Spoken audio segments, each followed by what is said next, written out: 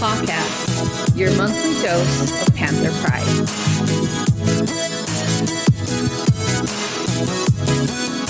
What's up, Panthers? Welcome back to another episode of the Pawcast, the official podcast of Jurupa Middle, where we celebrate student voice, staff stories, and all things Panther pride. We hope you had an amazing winter break and are feeling refreshed and ready for 2026. January is all about new beginnings, fresh starts, setting goals, and in today's episode is all about fitness, motivation, writing, and resolutions. We are excited to welcome two amazing guests to the podcast today. First is from our PE department, the one and only Coach Duran, who's here to talk about fitness, movement, and staying motivated in the new year. And also joining us is, as well as our incredible ELA 7 teacher, Ms. Shaffer, who will be sharing how writing, reflection, and creativity can help us grow in 2026. Can you believe it's 2026? No. Whether your goal is to get stronger, write more, stay focused, or just be your best self this year, this episode is for you. Panthers, let's get started. All right. So 2026. When you hear New Year, what is the first word that comes to mind and why? New you. New year is new you. Like I'm going to become a better version of myself. I don't like New Year's resolution as much because it's like, I don't know, there's stigma there. It lasts maybe a month, but if I'm focusing on just being like 1% better than I was yesterday, then it's just about growth. Those small changes, I think, are important. Yeah, 100%.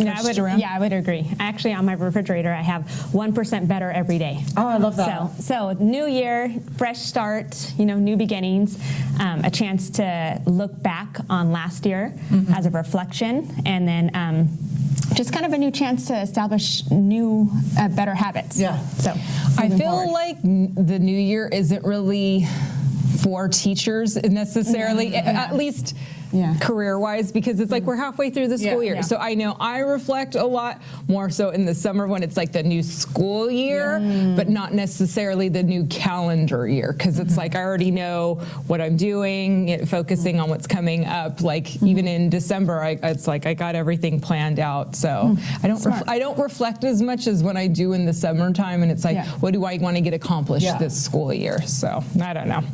Just a little thing for me. Yeah. Are you a New Year's resolution, vision board, or a just go with the flow person?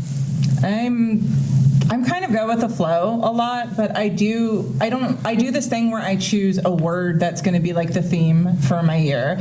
So but I have to be really careful. So this past year it was growth. Okay. And I've had like 2 kids get married and they have houses, and it's just, and my son is graduating. So it's been a really beautiful year of growth, but like I need to be a little bit more careful when I choose my word this year, because it was all about, like, I was thinking like growth physically, growth mentally, growth spiritually, and it was just like I said growth and I wasn't like clear. Yes. And so it was just like there was a big growth in our family, and it's been a little expensive. You're all growth. That would be nice if it could grow financially. That would be nice. That didn't translate this year. Yeah. It was about like so like for my kids. I wasn't even, and this is so terrible, but I wasn't even thinking about growth, like as our family growing. Yeah. And so it is. And like, I keep teasing that they're going to make me a Meemaw. And like, I'm going to be a grandma like before I'm 47, which is great. But like, I think my next word is, I've been thinking about it, and it's going to be more, I don't want to do like perseverance, because then you got to persevere over things. Yes. So, like, I don't know. I've been kind of thinking about my next one, and I still don't know what I'm going to do yet. Because you have to be careful. You don't want to, like, you got to commit out there, and that's the theme for your year. So, yeah. How about you? I think I'm a go with the flow type of person, but also vision board. Are you a vision board? I am. Can totally see I am. I'm a vision board, but also go with the flow. So like I like to envision myself like some goals I have in mind, where I'll be this next year, what's going to happen, both personal, spiritual, fitness-wise. But then if things don't go according to plan, then I just get right back in the game. And I'm like, all right, hey, I got to adapt, adjust, and stick with it. Yeah, so. I would be the same. I really don't do Did you guys do those like bingo cards? Like my friends did this thing where it was like a bingo card and they had bingo and they put little like activities that they wanted to do throughout the year. And they gave me a bingo card and I was like, oh, that's cute. And I put it on my desk and I never touched it. But they're like literally like, oh, I'm going to go read 5 books. And then they like dot out the bingo card or something. So we are in 2026. We are in 2026. So, because it's January, on a scale of 1 to 10, how hard is it to stay motivated in January? I feel like in January it's not. a 10. It's a 10 because you're the most motivated. I don't feel like you're under-motivated at all. I feel like it's when you get to March or April, like right when state testing is going to hit. That's when like the motivation for like, oh, I'm not going to eat sugar. I can do that in January. And then February comes and I'm like, oh, sugar. Valentine's Day, like that sounds great. And then when state testing, I'm like, give me the chocolate now. Like I don't care. I will attack for chocolate. So I feel like when you get closer, I feel like that's how it is with like any kind of habit, though. Yeah. It's something you have to work on consistently and be consistent and be disciplined in it. But then there's those habits that you don't really want to do anyways, like giving up sugar. Like who wants to live a life without sugar? Yeah. Well, what is it? I know you're big on the 7 habit. It's like, what, 21 days to build a habit? Yeah, something like that. Okay. But like, I've even gone through. I did 3 months without sugar last year. And then I legit had a piece of chocolate cake and that was it.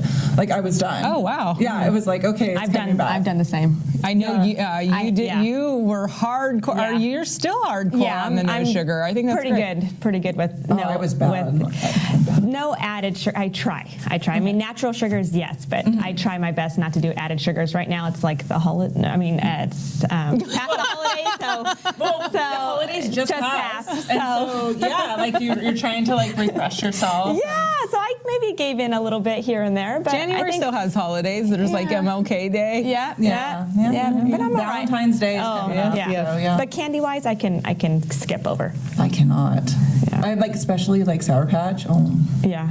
Well, I think too, January statistically speaking, like that's like for fitness at least, that's when most people actually enroll in the gym, and they're motivated. They're like, we're going to do this. We're setting our New Year's resolutions. We got this. So it's a 10 out of 10 to be motivated for that. But when you're changing habits, the first month, I think, is the hardest. Yes, I agree. Yeah. All right. Well, so we're going to talk some fitness with you, Coach Duran. So I think you kind of answered this, but why is January such a popular time for people to focus on fitness? Why is that like go to the gym and it's just super uber crowded? You can't get on it. Why? Yeah. Well, a change of habit.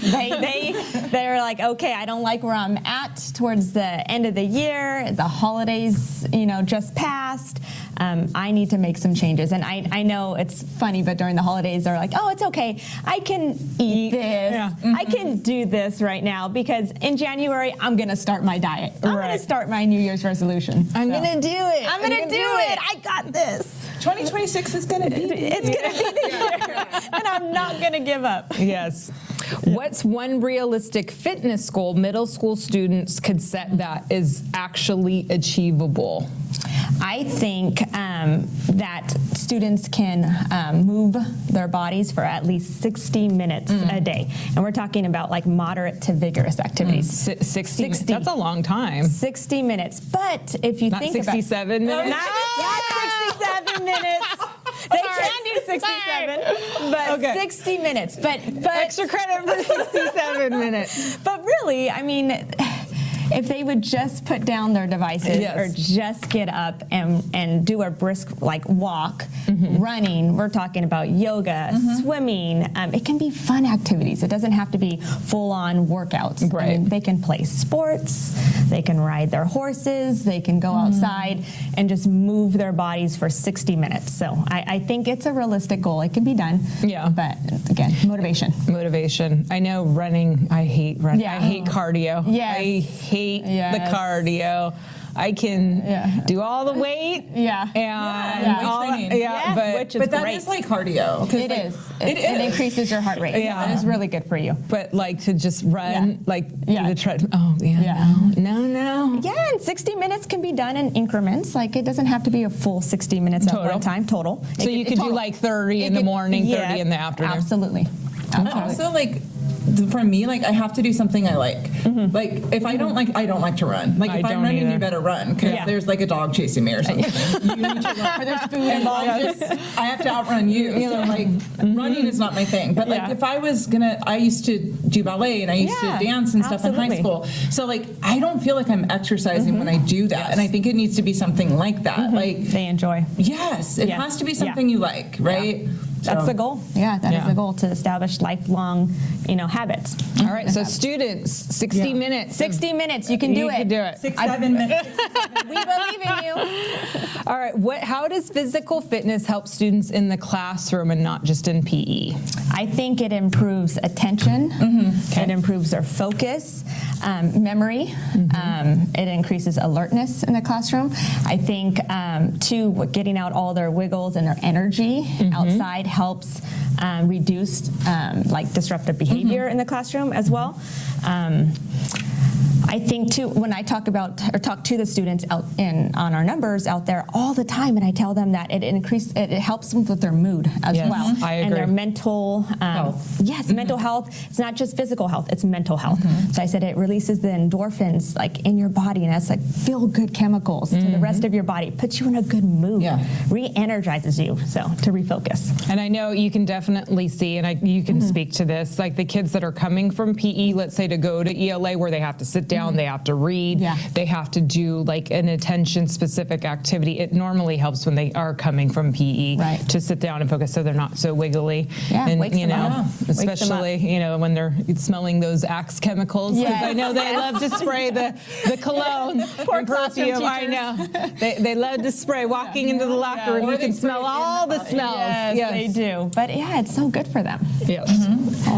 You're actually inspiring me because I know I need to be weight training more because as you get older, Yes. your muscle mass Yes. goes away. Decreases. It So it's inspiring me to get up and do the thing, even if I don't want to do the thing, even if I like the thing. Sometimes you don't want to Wanna do the do it. thing because Do you're it like, anyways. "Ugh." So that's inspiring me. And I tell them too, even stretching, because if we don't continue to stretch and move our bodies, we're going to lose full mobility of our Yeah. muscles. So being able to reach, for things, bend over for stuff, jump over something simple like that, we need to continue to move. Yeah. So movement activities. Yeah. What advice would you give a student who wants to get in better shape but feels unmotivated? What's the easiest thing to do when you're just getting back into the game? Start small. So walking? Walking. Walking. Yeah, walking and 15 to 20 minutes at a Okay. time. 15 to 20 minutes, don't stop. Okay. Consistency is key, because if we say, okay, I'm going to do this is my goal, my fitness goal, and then we start with too big of something, then it's not attainable, and then you give up. Yes. It's easy to give up. So start with walking, 15 to 20 minutes, and that's the goal for us in cardio. I tell them we have 3 laps for a mile. Run 1, walk 1, run 1, or run the long way around, walk down the hill, run again, walk down the hill. So don't give up. Yeah. The thing is consistency, keep going at it. Start small, and then once you can, your lung capacity, you build up for it, and you can handle more, and then push yourself a little bit more so that you'll be better. Okay, I like that. Yeah. What's your favorite way to make fitness fun instead of stressful?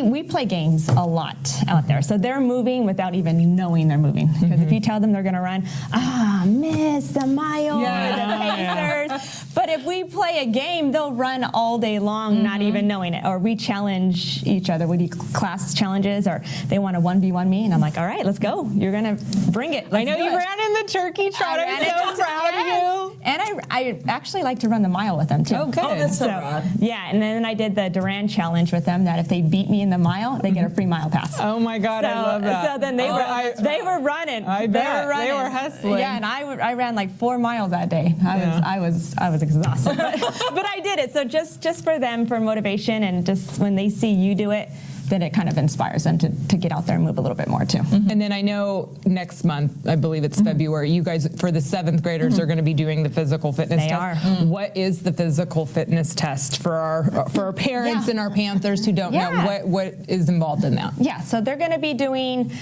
we're doing cardiovascular endurance, and that's what we've been working on all year long. So that's going to be either their pacer or their mile. They're going to do like muscular strength, so they're going to do push-ups.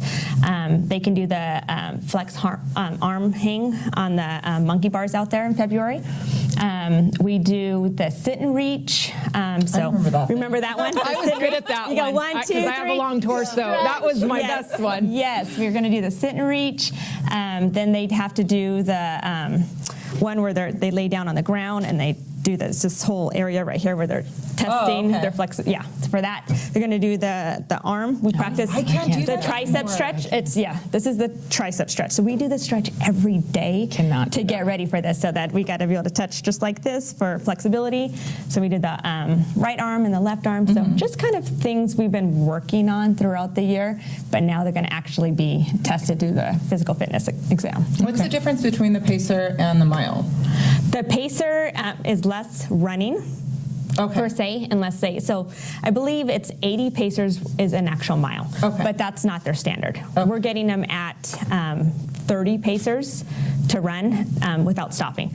So basically, they're running from point A to point B, and then they have to wait for the beep and then run again. So the first, I think it's like 7 pacers, like it's a small jog, and then it starts to speed up. So it paces the students, but we switch off between the pacer and the mile because it helps with their endurance.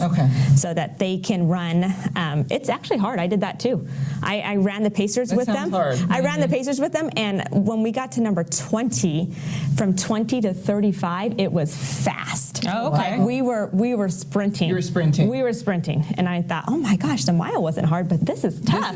This is tough, but it's gonna better their mile times in the end because they're increasing their endurance and their speed and just stamina. So that makes sense. Yeah, it's good for them. So they're running. Yeah, I know one thing, Panthers, if we could work on is the water bottle situation. Yes. I know we need water to hydrate, but picking up the water, it's like a graveyard of water bottles all over campus. And that's scrunching. If we could pick up after ourselves, that would be nice. And then don't throw it on each other. Don't throw the water. Come on, guys. Like, you're going to fill up your water bottle. We don't want to have to take it from you. So please be responsible. Yeah, I agree. Yeah. All right, so for those of you who don't know, Ms. Shaffer is also an author. Highly celebrated author, and has a number of books in her repertoire. So as a teacher and an author, Ms. Shaffer, how does January inspire your writing? I set a goal for reading. I think that, I don't know if people know, but if you're going to be an author, you need to like books. So You don't say. What? Reading for me is like the number one thing that I do every year. Like last year, I decided I was going to read 25 books. I made a simple one because I had a couple surgeries where I had to like relearn how to hear. And so this year, my limit or my goal is 35 books. Oh, 35. Last year, I ended up getting 38 books. So I know that I can hit 35 books. I like doing audiobooks because I have ADHD, and audiobooks like on Audible really capture my attention. If I'm like having to read something like tangible, I'm going to totally start thinking about tacos or something else. So I really love audiobooks, and the more you read, the better you write. The more you read, the better you write. I like that. Read. Spoken from a true ELA teacher. Yes, That's it's awesome. like that's the baseline. That's everything. So every author friend that I have, we are actually in groups on Goodreads, and we have challenges. We see each other's challenges, and we're like, high five! You read, you met your challenge. And so a lot of authors are on Goodreads. So if you want, like, your favorite author, they're probably on Goodreads, and we inspire each other through that. And it also, it depends on what I'm writing. So I write a lot of different things. And if I'm writing a women's fiction, then I read women's fiction. If I'm writing a mystery, then I read a lot of mysteries. Because you want to be able to make sure that you have the voice. Yeah, I like that. I do too. Do you believe writing can help with mental health and self-confidence? Oh gosh, yeah. Yeah, in fact, like, that's what made me start writing as a kid. I used to journal a lot as a kid, and I have ADHD, and my thoughts can get stuck. And sometimes, like, I have really big emotions, like, oh, shocking. So I want to, like, work through those emotions and be emotionally strong, not just physically, but emotionally strong. And the best way to do that is to, like, write what you're feeling. Be honest with yourself. And sometimes we don't even know what we're feeling. And you write about it and you're like, oh, wow, I didn't even realize that I was, like, feeling that way. So that actually is what started me on the whole path to becoming a novelist. Is I really enjoyed writing about poetry or songs or feelings, and then it led to, I had a teacher tell me, like, oh my gosh, you're really talented at this, and I was like, I can't spell, and they're like, I didn't say you're very talented speller, but You're right. you But can you're write. getting, you're getting the point I was across. like, oh, okay. And so then learning how to edit through it, and I had a lot to say, and I didn't realize I had a lot to say. I thought it was just personal. Yeah. And then creating stories. I was a really good storyteller growing up. They may have called it something else, but I was really good at inventing stories. And I really love it. And it's one of those things that I feel like I was created to do. How did you become an author? What inspired you to become an author? I think I've always been an author. Like, I've always been a storyteller. Like, my grandmother told me I used to carry around a little, like, I don't know, like it was like a stool. And she said I would carry it around and I would make people sit down. Like, I was bossy then, guys. So I would make people sit down and, like, listen to the play that I created. Or I would take the Bible and, like, read it aloud like it was actually happening. And my poor cousins would have to sit there and clap afterwards. And if they didn't, I'd be like, Excuse me. Was it not why good? didn't You need to clap. Like, that was fantastic. Yes. What's wrong with you? Yes. So I've been doing it since I could, like, talk. I've been telling stories. And then when I learned how to write, like, my dad would, you wrote this? You didn't write this. And I would cry, yeah, I did. I wrote that. Yeah. So my abuelita, before she passed, she told me she had kept all of my writing. I don't know where it is. It got, like, thrown out when we cleaned out her house. But she had kept everything, like all the poems I wrote for her, all the cards and stuff that I wrote for her. So I feel like I was born to be a storyteller. And then I became a teacher. Yeah. And I use storytelling and teaching. Yeah. What are you working on right now for your books? I have a book that's going to be coming out this year. Okay. It's a devotional for women. Oh, okay. It's called Unraveling, and it's about how unraveling in a good way. Okay. Like, not like, oh my gosh, I'm unraveling. No, it's like breaking things down to become your best self. Like, realizing, I do too.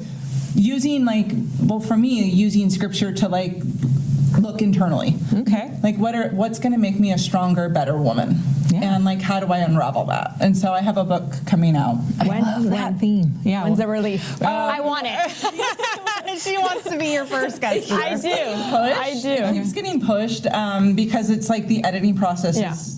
That's the process.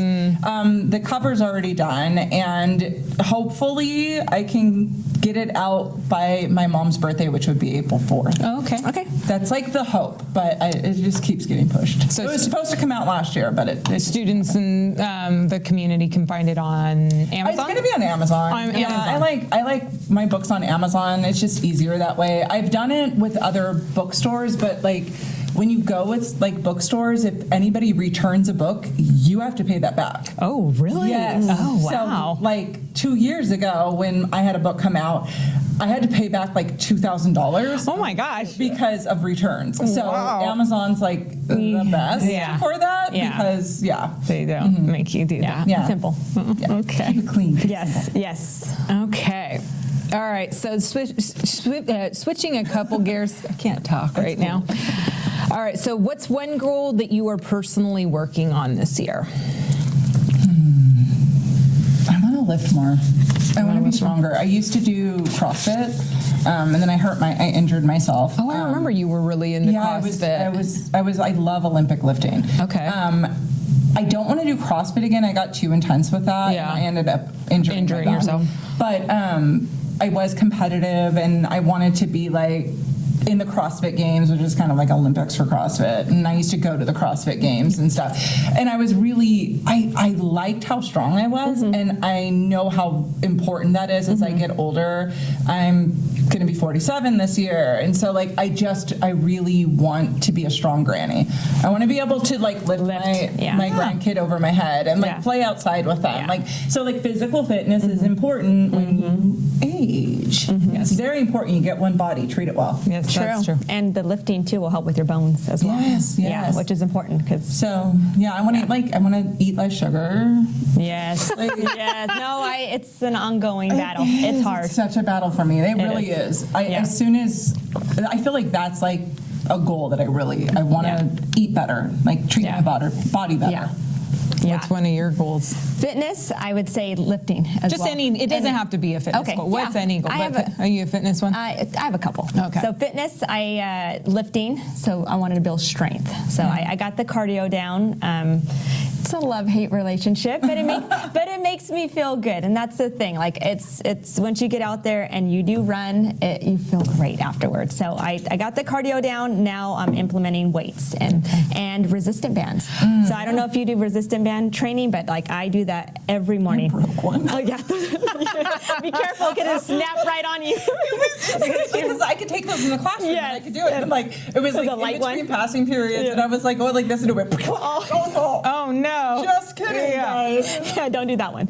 But like the heavier ones, and like I do that every morning. So my goal is to stay consistent on that. Okay. Monday through Friday, 5 a.m. before work. Get up at 4. Oh my Do you? God! Yeah, You guys are crazy. 5 for me. Get up, workout. Okay. Do resistant band training, do weight training, and every morning. I get up at 4 to do my Bible. I read my Bible, I Yes. drink my coffee. But you know what? I need to like switch it because I like sitting down and reading my Bible. And then you don't want to get drinking up. my coffee. I need to do the workout first. Yeah. And then read your Bible, Yes. and drink coffee. So that was my second thing, is read my Bible every day. So Okay. for a personal goal, read my Bible every day. So get up 5 a.m. And if it's a 30-minute workout, 5 to 5:30 workout.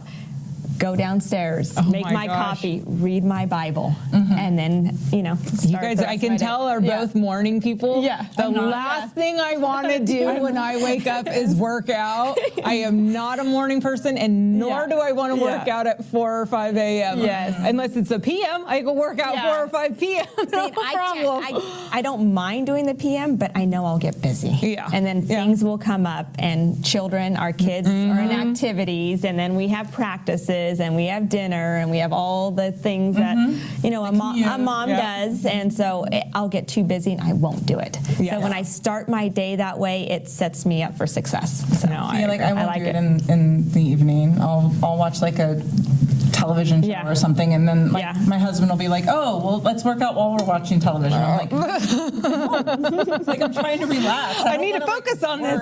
Focus on the show. Yeah. And we get tired too at the end of the day. We do. It's hard. We do. All right, we're going to do a lightning round. So lightning round are just fast and easy. Fast and easy answers. That's what that was. Fast and easy answers. Do not overthink them. It's whatever first comes to you. Okay. We're going to start going this way. Cool. This way. Okay. This way. I'm all about the hand movements today in the lightning round. Okay, so morning. Well, I think you guys already answered this. Morning workouts or night workouts? Morning. Night. Yeah. Okay, whatever. Writing with music or silence? Music. Classical. It has to be soft classical. If it's words, I start singing it and then I start typing it. Okay. Treadmill or outdoor run? Outdoor. Outdoor. I don't want to be on one of those. I'm not a hamster. Oh, I like the treadmill. I like the treadmill. I don't want people looking at me. Don't look at me when I'm running outside. Let them look but at I you. just and then I'm going to get hit by a car. No, and the treadmill. All right. Okay. No. Fiction or nonfiction? Both. That's not surprising. Any and all. Nonfiction. Nonfiction. Okay. Push-ups or planks? Neither. Actually, both. I do both. Can you do both? I can do both. I can do both. I don't want to. I can do both. I do that too. I switch off with in the morning either planks or push-ups. How long can you plank for? Or do I not even want to know? No, I don't do. She's all 30 minutes. No. It's I do a minute. No. Just a minute and a half, but 3 sets of a minute and a half. Okay. So I That's just do the long. classic plank, a minute and a half, 3 sets, and then push-ups. I do 15 to 20. Are you like doing like full Yeah, that's what I was going to say. full-on push-ups. Military style push-ups. Yeah, full-on push-ups. I can do 15 on my knees. No, full-on Okay, push-ups. I love this. I want to see this now. Yeah. All right. Yes, that should Yeah. be the Duran challenge. I know. Hey, I challenge my kids too at home. They're like, my son's like, Mom, how many push-ups can you do? And then we'll get down and we'll do them, but we have to do them the right way. Okay. In the right way. I like Yes. push-ups. I can do push-ups. I would rather do push-ups than burpees. Oh, yeah. Burpees are tough. Yeah. Journaling or typing? Like journaling, writing, or like do you type them? Type. I like type my journal, so type. I don't. I write. Okay, so like I do both. You said I can't say both, but I Okay, do fine. both. You do. All of these are both for you. No, I'm just kidding. No, probably both when I'm reading my Bible, because then I'm Yes. journaling and I reading journal my Bible. my prayers. Okay. Yes, same. I journal my I prayers. do. I have journals like throughout Yes. the years. So I have like a prayer journal for Yes. 2025, and sometimes Yeah. it'll take me 2 years to fill them out. But I like to write out my prayers because of my ADHD. I'll start like, dear Jesus, and then my brain will start like thinking about macaroni or something, and it's not thinking about Yeah. what I wanted to pray about. Yeah. So like I journal out Yeah. my prayers, but like I I do also type out like. I have a blog, so that's also like journaling. Okay. And then summer or winter? Summer. Summer. I don't like heat. Summer. And I live Southern California, but I don't like heat. Oh. I like spring. Spring is warm in Spring is fun California. because it's like it's crisp, but it's not too Yeah, hot. yeah. But I do like summer Yeah. because it's like Vacation. you're off. yeah, Vacation. you don't get to have to do as Same. much. So spring is nice because summer's almost there. Right, There you go. exactly. I just don't like being hot. No, I am. I'm like Goldilocks. Yeah. It I has to like be the right spring. temperature. I Yeah. like fall. I like winter. Summer, Well, I'm like, yeah, and in January you want it to be cold, and Yes. we're not quite there yet. Right. Yeah, we'll get there. Okay, so for our closing question that we ask, what is your favorite part about JMS? What is your most favorite thing about our campus? I personally would say I really enjoy teaching PE. Like, I really love it. I enjoy my students. I enjoy the activities. I enjoy showing up to work every day. So I love it. My PE team is awesome. Yes, it and then and then I found my place with Victory Club as well. So doing Victory Club and with Miss Gutierrez and then Miss Tenedo and Miss Bryan, like, I've really come to enjoy that. So Well, I for found our my place. listeners, what is Victory Club? Do you want Sure, to just kind of yeah. give a bit Victory breakdown? Club is our Bible study club. We have it first and second lunch. So we've offered first lunch this year for the first time, and we've actually have a pretty big audience, guys. I think we're up to like 20 kids. That's awesome. First lunch, and same second lunch, 20 to 24 kids, 25 kids, something like that show up regularly. So we study. So Mondays and Tuesdays we do a Bible study. Wednesdays we watch movies. Okay, if you're looking, kids, something to do during lunch, Yep. Victory Club. All Yep. right. I've spoken there. And then, Yes, Ms. Shaffer, yes. what is your favorite part of our campus, since I know you've been here for a long Our time? community. I love our community. My dad actually went to the JMS. My mom went to JMS. My family was like lived in this area, and so when I came back to teach in this area, my family was like, "Oh, this OG." So I grew up as a kid in this area. I You're a rode Jurupa horses kid. in this area. Yeah. So I love this community, and I love our teachers.